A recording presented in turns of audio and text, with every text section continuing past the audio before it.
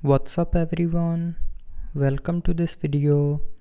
In this video I will show you how to fix the keyboard disappeared issue in hyperos.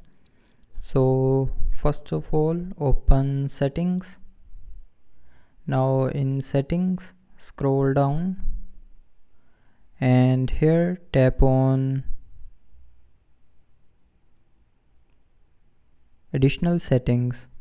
Now tap on languages and input and then tap on manage keyboards.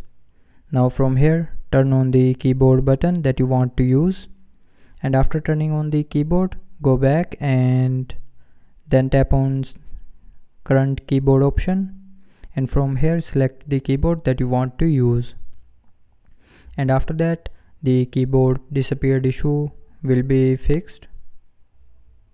So now you can use your favorite keyboard that you have selected.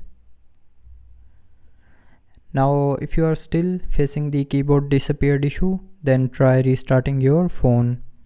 So to restart, tap and hold on the power button.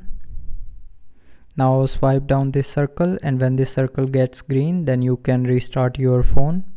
And after restarting your phone, the keyboard disappeared issue will be fixed.